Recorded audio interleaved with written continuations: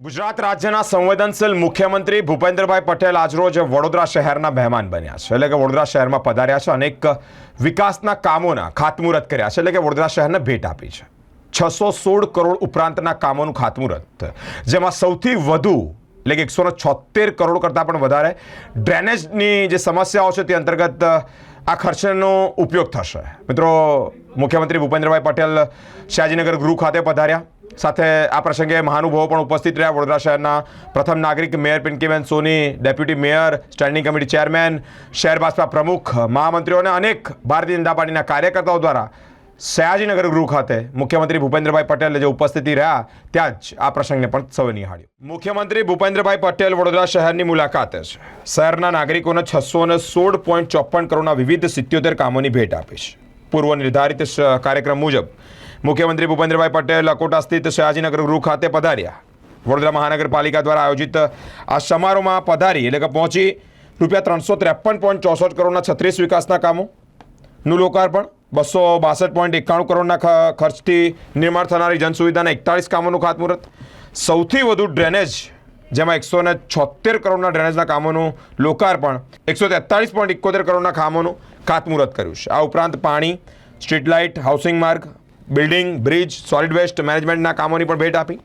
વિકાસના કામોથી વડોદરા શહેરના નાગરિકોને સુખ અને સુવિધામાં વૃદ્ધિ પણ થશે. આ પ્રસંગે સાંસદ શ્રી હેમાંગભાઈ જોશી, મેયર, ધારાસભ્યો સહિત અનેક અગ્રણીઓ ઉપસ્થિત રહ્યા છે. આજે માનનીય મુખ્યપ્રધાન શ્રી ભૂપેન્દ્રભાઈ પટેલ વડોદરા શહેરમાં 600 કરોડ કરતાં વધુના કામોના ખાતમુહૂર્ત અને લોકાર્પણના કાર્યક્રમમાં હાજરી આપી હતી. અવારનવાર મુખ્યમંત્રી શ્રી વડોદરાની મુલાકાત આવે છે. આની પહેલાં પણ મુખ્યમંત્રી અને પ્રધાનમંત્રી શ્રી દ્વારા 2435 કરોડ રૂપિયાના લોકાર્પણ ખાતમુહૂર્તના કાર્યક્રમો વડોદરા ખાતે કરવામાં આવ્યા છે. આજે એમાં 600 કરોડનો ઉમેરો થયો છે. એટલે કહી શકાય કે છેલ્લા એક વર્ષમાં લગભગ 3000 કરતાં વધુ કરોડના કામોના ખાતમુહૂર્ત કરવામાં આવે છે. વડોદરા કોર્પોરેશન છેલ્લા 10 વર્ષનું એવરેજ કાઢીએ તો દર વર્ષે 600 કરોડ રૂપિયાનું કેપિટલ ચૂકવણું કરતું હતું, ખર્ચનું ચૂકવણું કરતું હતું. એના બદલે ગયા વર્ષે 1200 કરોડનું ચૂકવણું કર્યું છે. આવનારા વર્ષમાં પણ લગભગ 1200 કરોડનું ચૂકવણું, 1200-1300 કરોડનું ચૂકવણું થાય અને એ પ્રમાણે વિકાસના કામો થાય એ દિશામાં કોર્પોરેશન કામ કરી રહ્યું છે. એટલે કહેવાય કે છેલ્લા 10 વર્ષના જે એવરેજ હતા એના કરતાં કોર્પોરેશન ડબલ સ્પીડથી કામ કરી રહ્યું છે.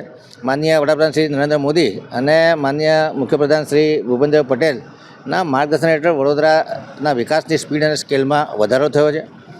આવનારા સમયમાં પાણી પુરવઠાના જે કામો કરવાના છે, ડ્રેનના કામો કરવાના છે, વરસાદી ગટરના કામો કરવાના છે, વડોદરાના વિકાસ માટે આગવી ઓળખના કામો કરવાના હોય, લાલકોટનો વિકાસ હોય કે ન્યાય મંદિરનો વિકાસ હોય, એ તમામ કામો માટે જરૂરી ડીપીઆર બનાવી અને રાજ્ય સરકારની મદદ મેળવવા માટે પણ અમે મુખ્યમંત્રીશ્રીને વાત કરી છે. મુખ્યમંત્રીશ્રી પણ ખૂબ સકારાત્મક અભિગમ ધરાવે છે. વડોદરા શહેર કે જે મધ્ય ગુજરાતનું કેન્દ્ર સ્થાન છે એનો પણ વિકાસ થાય અને વડોદરા પણ વિકાસ માટે ભૂખ્યું થયું છે. ત્યારે વડોદરાના તમામ ચૂંટાયેલા પ્રતિનિધિઓ એક સંયુક્ત અવાજે સર્વાનુમતિ સાધી અને જે કોઈ પ્રોજેક્ટો રાજ્ય સરકાર મૂકશે એમાં માનનીય મુખ્યપ્રધાનશ્રીએ સહકાર આપવાનું બાંયધરી આપી છે. આશા રાખીએ કે આવનારા દિવસોમાં અમે લોકો જે કંઈ પ્રોજેક્ટો મૂકીશું એ પ્રમાણે અમને ગ્રાન્ટમાં વધારો થાય.